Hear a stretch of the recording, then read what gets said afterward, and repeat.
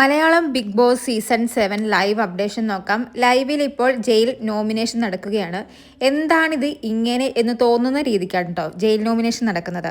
ആദ്യം തന്നെ അനീഷാണ് നോമിനേറ്റ് ചെയ്യാമെന്നത്. അനീഷ് എപ്പോഴത്തെയും പോലെ വിവരിച്ച് എല്ലാവരെയും മടിപ്പിച്ച് വെറുപ്പിച്ചാണ് നോമിനേഷൻ കഴിഞ്ഞത്. അതിനുശേഷം ഷാനവാസ് വന്ന് നോമിനേറ്റ് ചെയ്തു.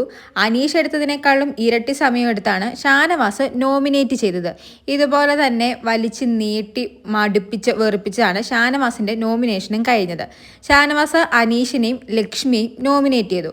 ഇങ്ങോട്ട് കിട്ടിയ നാണയത്തിൽ തന്നെ അങ്ങോട്ടും തിരിച്ചു കൊടുക്കുമെന്നുള്ള ആ ഒരു ലൈനിലാണ് ലക്ഷ്മി.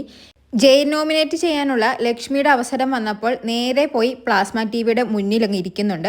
അപ്പോൾ അനുമോളൊക്കെ ബിഗ് ബോസിനോട് ചോദിക്കുന്നുണ്ട്, അങ്ങനെ പോയി അവിടെ ഇരുന്ന് സംസാരിക്കാമോ ബിഗ് ബോസിന്? ബിഗ് ബോസ് പറ്റും എന്ന് പറയുന്നു. അവിടെ ഇരുന്ന് അങ്ങ് സംസാരിക്കുകയാണ്. എനിക്ക് കുറച്ച് നേരം സംസാരിക്കാനുണ്ട് എന്ന് പറഞ്ഞ് ലക്ഷ്മി ഇത് ഷാനവാസിനിട്ട് ഒരു പണി തിരിച്ചു കൊടുക്കണമെന്നുള്ള രീതിക്കാണ് ചെയ്യുന്നത്. അത് നമുക്ക് ലക്ഷ്മിയുടെ സംസാരത്തിൽ നിന്നും മനസ്സിലാവുന്നുണ്ട്.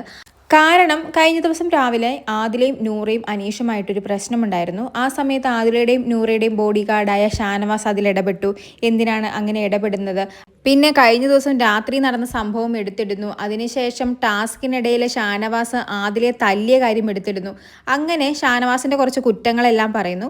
പിന്നീട് നേരെ ആദിലയുടെ കുറ്റത്തിലേക്ക് വന്ന് എൻ്റെ ഫസ്റ്റ് ജയിൽ നോമിനേഷൻ ആദിലയാണെന്ന് പറയുന്നു. ആദിലയെ നോമിനേറ്റ് ചെയ്യാനാണെങ്കിൽ ഷാനവാസിൻ്റെ ഈ കാര്യങ്ങളൊന്നും പറയേണ്ട ആവശ്യമില്ല.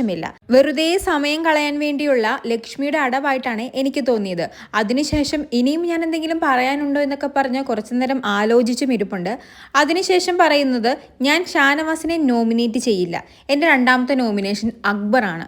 അതിനുശേഷം അക്ബറെ നോമിനേറ്റ് ചെയ്യുന്നു. വീണ്ടും എന്തൊക്കെയോ പറയുന്നു.